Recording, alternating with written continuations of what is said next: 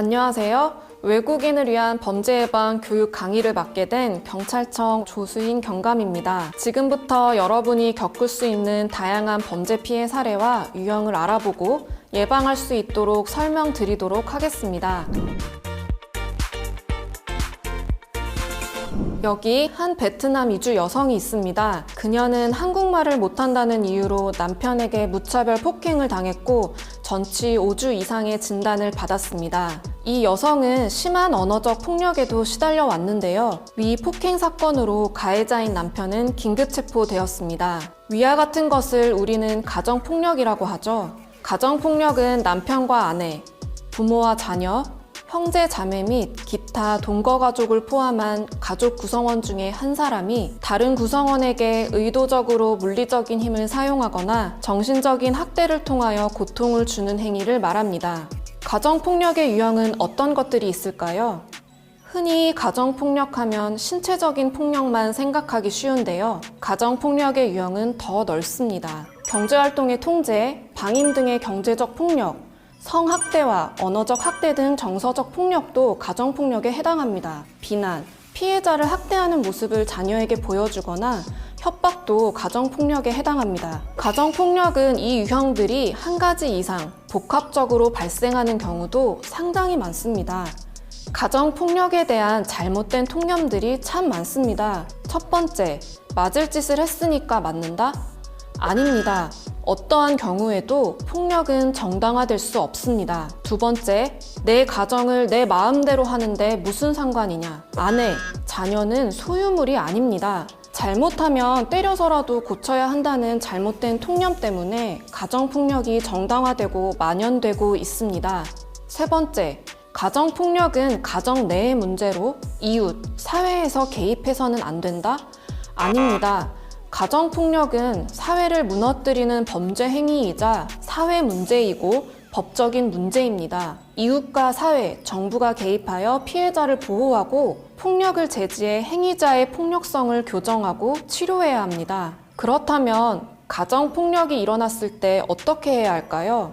우선 경찰에 신고해 도움을 요청해야 하며 현장에서 바로 벗어나야 합니다. 폭행을 당했을 때는 폭행 부위를 촬영하거나 병원에서 진단서를 받는 등 증거를 확보하시기 바랍니다. 가정폭력 신고를 하면 경찰은 즉시 현장에 출동하여 응급조치를 실행할 수 있습니다. 심할 경우 피해자는 경찰관에게 긴급 임시조치를 요청할 수 있습니다. 긴급 임시조치는 가해자로부터 오는 전화, 문자를 막고 가해자가 피해자의 집과 직장 근처에 오지 못하게 하는 제도입니다. 만약 상황이 긴급 임시조치보다 더 심각할 때는 접근금지 처분이 가능합니다.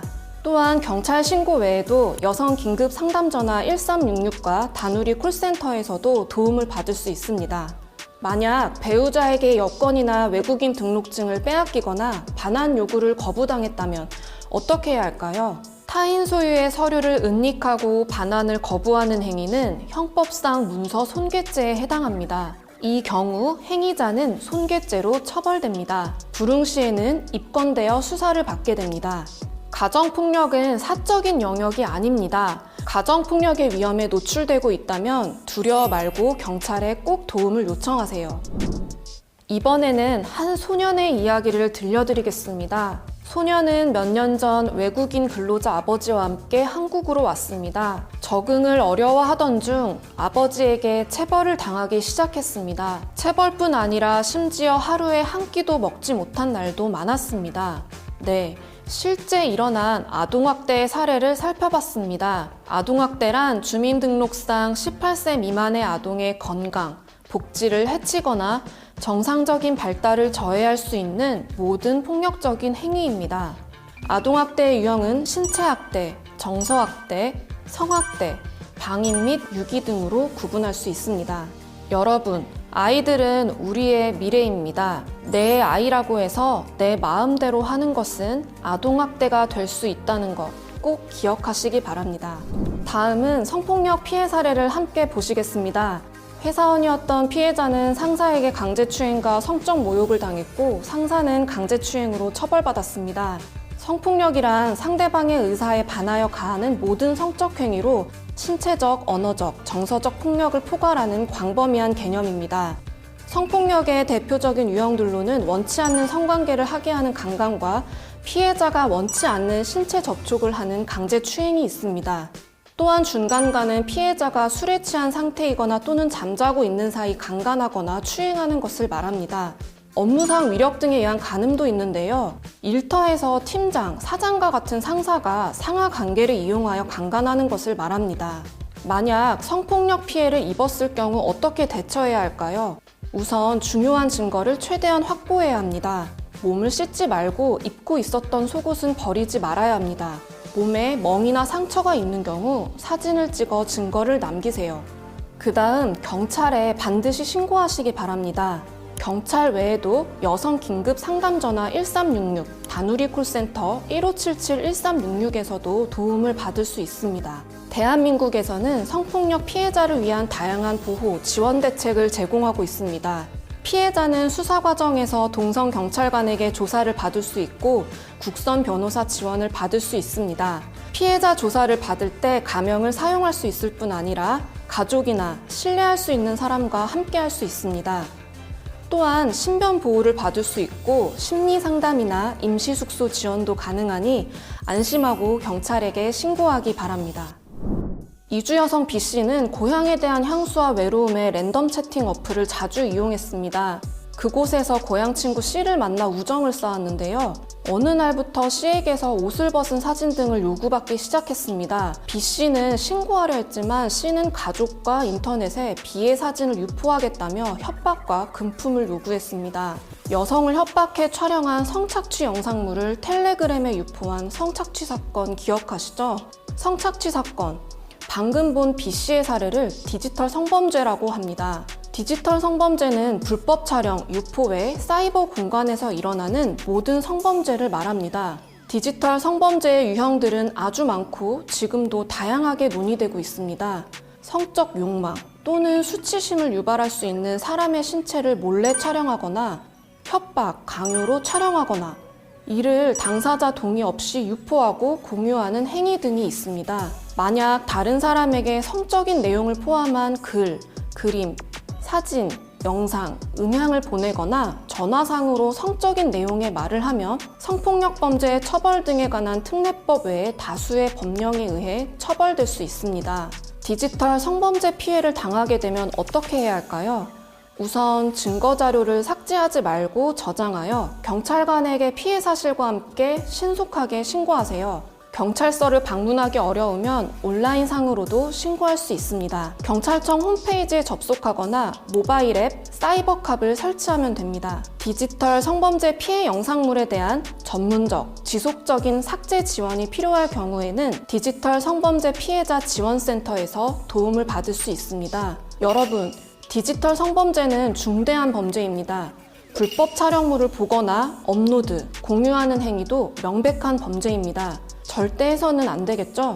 또한 디지털 성범죄로 피해를 입은 분은 두려워하지 마시고 적극적으로 신고하여 도움을 받으시기 바랍니다. 여러분, 갑자기 검찰청이나 경찰서 전화번호로 전화가 온다면 어떻게 하시겠습니까? 실제로 경찰과 검찰로 사칭하거나 번호를 조작하여 범죄에 연루되었다며 금품이나 개인정보를 요구하는 사례는 굉장히 많습니다. 이렇게 보이스피싱은 전화로 수사기관이나 금융기관을 사칭하며 상대방을 속여 돈을 가로채는 대표적인 금융사기입니다. 여러분이 만약 보이스피싱을 당했다면 즉시 112로 전화하세요. 그러면 경찰이 금융기관으로 연결하여 임시로 계좌를 정지할 수 있게 도와드립니다. 자, 이제 보이스피싱을 예방하는 방법에 대해 알아보겠습니다. 모르는 번호로 전화가 오면 끊으세요. 만약 조금이라도 의심된다면 112로 전화해서 상담 받으시기 바랍니다. 대한민국에서는 수사기관이나 금융기관이 절대 전화로 돈이나 개인정보, 통장이나 카드의 비밀번호를 요구하지 않습니다. 이렇게 보이스피싱 피해자가 될 수도 있지만 보이스피싱 공범으로 연루되어 처벌받을 수도 있습니다. 여러분, 혹시 현금 인출책이란 단어를 들어보셨나요? 인출책은 쉽게 말해 심부름꾼을 뜻하는데요. 피해자가 송금한 돈을 인출해서 피의자에게 전달하는 역할을 하는 사람입니다. 인출책은 피의자와 함께 처벌되니 대가를 받고 인출책을 하는 일이 없도록 주의해야 합니다. 다음 사기 수법은 인터넷으로 물건을 사고 팔면서 발생하는 인터넷 거래 사기입니다. 구매자가 먼저 연락, 물건을 받기 전에 돈을 먼저 입금하여 피해를 보는 경우가 대표적인데요. D씨는 인터넷 카페에서 판매글을 보고 판매자에게 연락했습니다. 판매자는 돈부터 먼저 입금해 달라고 했고 D씨는 송금했는데요. 이후 물건을 보냈다는 발송 문자를 받고 기다렸지만 받지 못했습니다. 뒤늦게 카페에 접속했지만 이미 폐쇄되었고 관리자는 연락이 두절되었습니다. 인터넷 사기는 정말 많이 일어나는 사기 범죄 중 하나입니다. 피해를 입지 않기 위해서는 되도록 판매자와 직접 만나 거래하고 받은 물건을 꼼꼼히 확인해야 합니다. 경찰청 사이버 안전국이나 더 치트 사이트에서 판매자 연락처를 검색하면 사기로 신고된 범죄가 있는지 거래 전에 확인할 수 있으니 참고하시기 바랍니다. 다음은 대포 통장에 대해 알아보겠습니다. 대포 통장이란 개설한 사람과 실제 사용하는 사람이 다른 비정상적인 통장을 말합니다. 범죄자들은 자기 명의의 통장을 사용하면 경찰이 쉽게 찾아낼 수 있어서 다른 사람 이름을 빌려 통장을 사용합니다. 명의가 다른 통장을 사용하는 것, 대한민국에서는 불법입니다. 대포 통장 피해 예방법은 간단합니다. 누구에게도 통장, 체크카드, 계좌 비밀번호를 알려주지 마세요. 그것만으로도 대포 통장 피해를 막을 수 있습니다. 지금까지 다양한 패턴의 사기죄와 예방법에 대해 알아봤습니다. 보이스피싱, 인터넷 거래 사기, 대포 통장은 방심하면 누구에게나 일어날 수 있는 생활 속 금융사기입니다. 예방법을 꼭 기억하세요. 여러분, 대한민국에서 운전할 때 유의사항에 대해 알고 계신가요? 첫 번째로 본국에서는 운전할 수 있더라도 대한민국에서 운전면허가 없으면 무면허이며 운전할 수 없습니다. 또한 술을 마시고 자동차, 오토바이를 운전하거나 자전거를 타는 것은 음주운전에 해당하므로 절대 해서는 안 됩니다. 여러분, 혹시 도로에서 이런 행동을 하신 적 있거나 하는 차를 보신 적이 있나요? 이러한 운전 중의 행동들을 난폭운전과 보복운전이라고 하는데요. 난폭운전과 보복운전은 위험한 행동이자 범죄이니 절대 하지 말아야 합니다. 교통법규는 나뿐만 아니라 다른 사람들의 생명과 연결되는 일입니다. 안전운전을 생활화합시다. 다음 살펴볼 범죄는 도박입니다. 도박이란 금품을 걸고 승부를 겨루는 것을 말합니다. 각 나라마다 도박에 포함되는 게임이 다르지만 대한민국에서는 금품을 걸고 하는 게임은 전부 도박에 해당합니다. 도박죄뿐 아니라 대한민국에서는 도박할 장소를 제공하는 도박 개장죄가 있습니다. 도박을 하지 않고 단순히 장소만 제공해도 도박 개장죄로 처벌받을 수 있습니다. 대한민국에서 도박 행위는 불법이며 처벌받을 수 있습니다. 다음 알아볼 범죄는 마약입니다. 마약을 범죄로 처벌하지 않는 나라도 있습니다. 하지만 대한민국에서는 마약, 향정신성 의약품, 대마를 단순히 소지하거나 사용하는 것을 범죄로 처벌하고 있습니다. 가장 대표적인 마약류는 아편, 대마초, 코카인, 엑스터시, LSD가 있습니다. 이들은 투약은 물론 수출입, 판매나 구입, 집에서 재배, 종자 소지하는 건 모두 범죄 행위라는 점 꼭 알아두시기 바랍니다. 내 몸을 망칠 뿐 아니라 사회에 심각한 피해를 줄 수 있는 마약. 마약은 단순히 소지하기만 해도 처벌받을 수 있습니다. 지금부터는 불법 체류자 통보 의무 면제 제도에 대해 알아보겠습니다. 용어가 상당히 어려운데요. 간단히 말씀드리면 불법 체류자가 범죄 피해를 당해 경찰 조사를 받게 될 경우에는 불법 체류자라는 이유로 출입국 관리사무소에 보내지 않는 제도입니다. 이 제도는 모든 범죄에 해당하는 것은 아니지만 대부분의 범죄 피해가 해당되니 알아두면 좋습니다. 만약 불법 체류자가 교통사고 피해자라면 무면허 운전을 했더라도 통보 의무 면제 대상으로 출입국 관리사무소에 통보되지 않습니다. 다음으로 성매매 피해 불법 체류 여성의 경우를 알아볼까요? 단순 성매매 불법 체류 여성은 출입국 관리법 위반으로 범죄 피해자이므로 원칙적 통보 대상입니다. 그러나 만약 불법 체류 여성이 폭행, 감금, 협박 등에 의한 성매매 피해자임이 명백하다면 통보 의무 면제 대상이 됩니다. 마지막으로 불법 체류자가 근로를 강요당하는 경우가 있습니다. 고용, 근로 과정에서 불법 체류자가 업주에게 폭행, 협박 또는 감금 등으로 부당하게 근로를 강요당하면 범죄 피해자로서 통보 의무 면제 대상이 됩니다. 불법 체류자 통보 의무 면제 제도는 법의 사각지대에 있는 불법 체류자들이 범죄 피해를 당하고도 강제로 추방될 것이 두려워 신고하지 못하는 것을 막기 위해 생긴 제도입니다. 주변에 범죄 피해를 입고도 불법 체류라는 신분 때문에 경찰 신고를 주저하고 있다면 꼭 알려주시기 바랍니다. 유학생도 아르바이트를 할 수 있을까요? 네, 출입국 관리사무소에서 허가를 받으면 가능합니다. 원칙적으로 영리, 취업 활동은 금지되어 있습니다. 하지만 시간제 취업, 즉 아르바이트는 사전에 허가를 받으면 가능합니다. 제가 지금부터 하려는 이야기는 외국인이 한국에서 취업을 할 때 유의해야 할 것들입니다. 먼저 유학생이 할 수 있는 아르바이트 종류에 대해 알아보겠습니다. 학생이 할 수 있는 업종, 단순 노무직이나 일회성 활동은 가능합니다. 하지만 유흥주점에서 도우미를 하거나 공장 제조업, 첨단산업연구소, 개인 과외는 금지하고 있습니다. 출입국 관리사무소에 사전 허가를 받더라도 시간 제한은 꼭 지켜야 하는데요. 학부, 어학 연수 과정은 일주일에 20시간 이내여야 하고요. 석사, 박사 과정은 일주일에 30시간 이내여야 합니다. 아르바이트 기간은 1년간 제약 기간 내에 한해 연장은 가능합니다. 단 학기에 70% 이상 이수, 평균 비학점 이상을 획득해야 합니다. 유학생만 아르바이트가 가능할까요? 아닙니다. 아르바이트 가능 여부는 체류 자격에 따라 다른데요. 다만 본인의 체류 자격 외에 취업 활동은 불가합니다.